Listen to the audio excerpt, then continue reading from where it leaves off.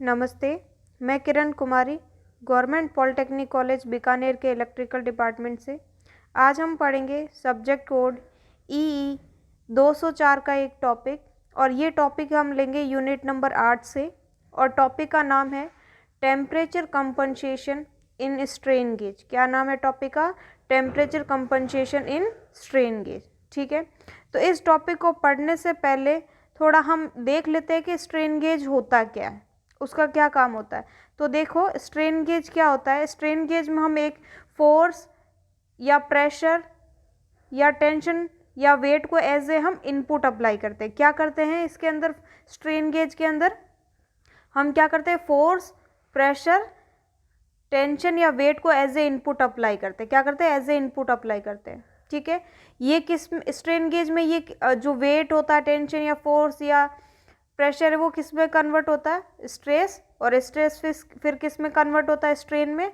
और ये जो स्ट्रेन है वो किस में कन्वर्ट होता है? चेंज इन रेजिस्टेंस को। यानी मैं शॉर्ट में बताऊं तो ये बोल सकते हैं हम, स्ट्रेन गेज जो है वो क्या करता है, जो इनपुट हमने अप्लाई किया है वो इनपुट क्या है, या तो एक फोर्स है या प्रेशर है या टेंशन है या वेट है, उसको किस में कन्वर्ट करता है? रेजिस्टेंस में कन्वर्ट करता है। किस में कन्वर्ट करता है?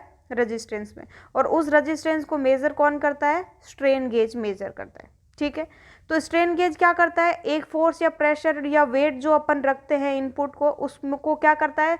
रेजिस्टेंस में कन्वर्ट करता है। और उस रेजिस्टेंस को कौन मेजर करता है? स्ट्रेन गेज मेजर करता है।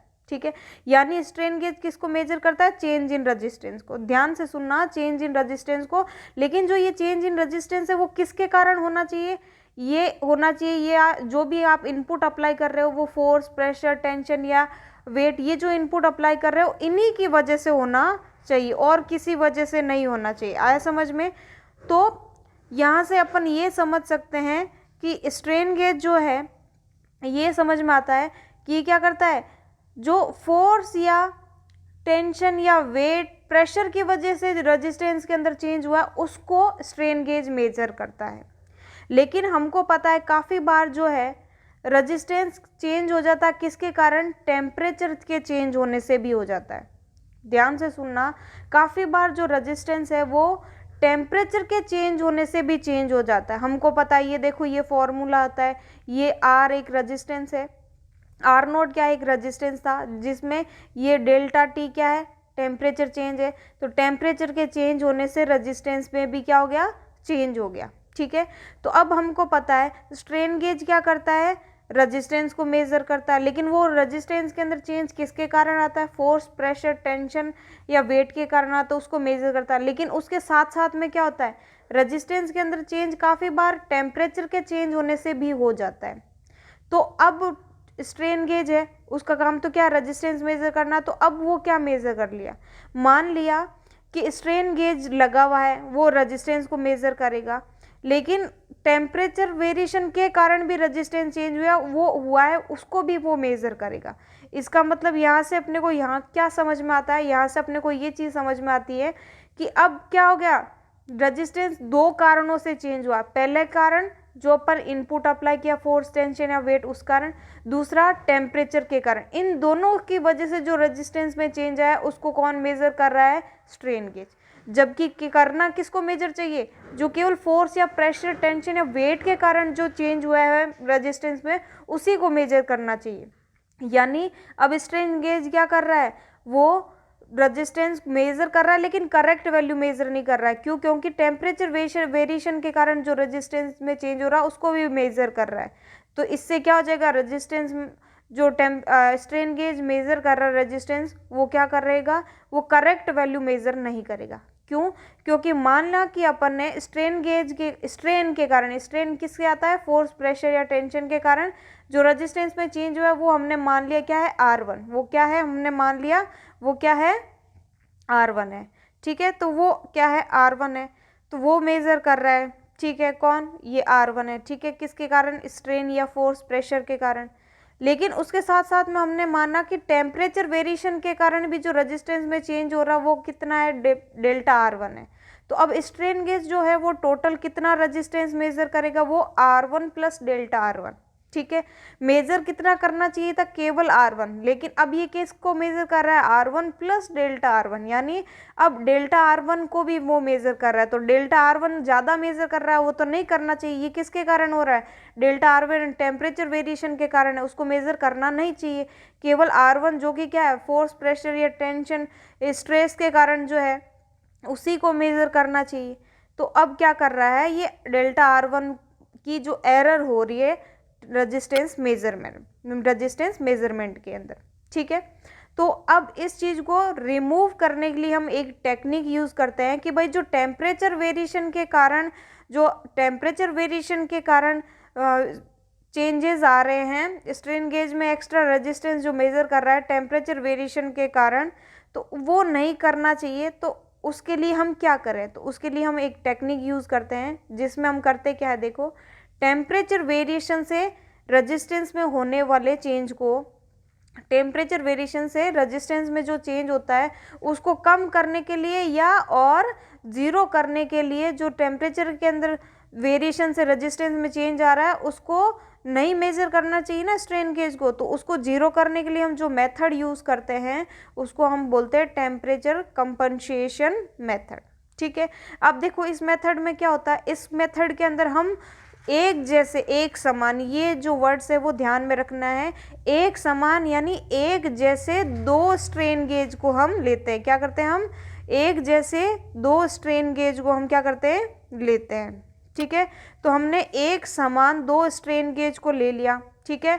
उसको हम क्या करेंगे, व्हीट स्टोन जो ब्रिज होता है हमारा, व्हीट स्टोन ब्रिज होता है, उसके दो एडजेसेंट मतलब पास पास के आर्म्स में हम लगाते हैं। क्या करते हैं, तो हम क्या कर रहे हैं, दो एक जैसे यानी दो एक समान स्ट्रेन गेज को हम क्या करते हैं, व्हीट स्टोन ब्रिज जो है उसके दो आर्म्स में पास पास के यानी एडजेसेंट आर्म्स में हम लगाते हैं, ठीक है।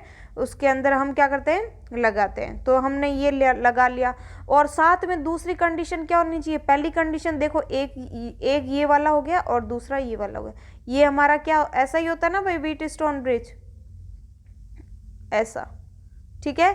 तो एक यहाँ पे स्ट्रेन गेज लगा दिया ये वाला, और एक यहाँ पे स्ट्रेन गेज लगा दिया ये वाला, ठीक है। अब दोनों स्ट्रेन गेज क्या है, एक समान है यानी एक जैसे हैं। दूसरी इसके साथ कंडीशन क्या होनी चाहिए, दोनों की इन्वायरमेंटल कंडीशन सेम होनी चाहिए, यानी दोनों का जो वातावरण है वो सेम होना चाहिए, ठीक है। यानी कहने का मतलब क्या हो गया, जब हमारा वातावरण सेम होने का मतलब क्या है, अगर जितना टेम्परेचर के अंदर कुछ चेंज आता है, तो जितना टेम्परेचर के अंदर इसमें चेंज आता है उतना का उतना क्या है, इसमें भी चेंज आता है, ठीक है। इसका मतलब ये है। तो अब दो हमने जो स्ट्रेन गेज लिए उसमें से एक का नाम क्या होता है, एक्टिव स्ट्रेन गेज, एक का नाम क्या होता है, एक्टिव स्ट्रेन गेज, और दूसरा कौन सा होता है, डमी स्ट्रेन गेज। एक का नाम क्या होता है, एक्टिव स्ट्रेन गेज, और दूसरे का नाम क्या होता है, डमी स्ट्रेन गेज, ठीक है। तो एक्टिव स्ट्रेन गेज क्या होता है, वो वाला स्ट्रेन गेज है जो क्या कर रहा है, वो वाला स्ट्रेन गेज है जो हमारे स्ट्रेन को मेजर कर रहा है, यानी जो हमने यहाँ पे इस स्ट्रेन गेज के साथ में कुछ अरेंजमेंट जोड़ करके हमने क्या कर दिया, कुछ वेट, फोर्स या प्रेशर अप्लाई किया एज ए इनपुट, तो वो तो उसकी वजह से जो रेजिस्टेंस में चेंज हो रहा है वो उसको मेजर कर रहा है, ये एक्टिव स्ट्रेन गेज, ठीक है।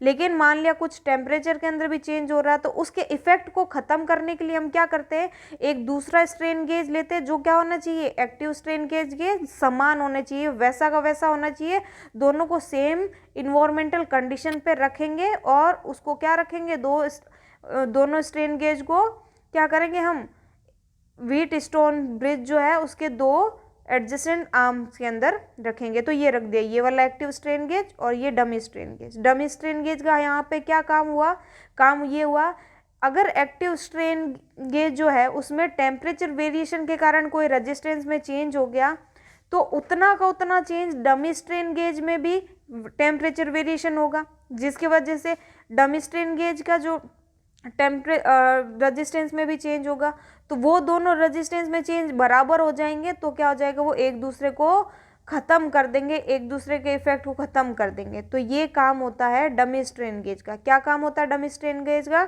डमी स्ट्रेन गेज क्या करता है? डमी स्ट्रेन गेज करता है जो आपका एक्टिव स्ट्रेन गेज जो है उसके अंदर वो क्या करता है? एक्टिव स्ट्रेन गेज वो क्या मेज़र करेगा?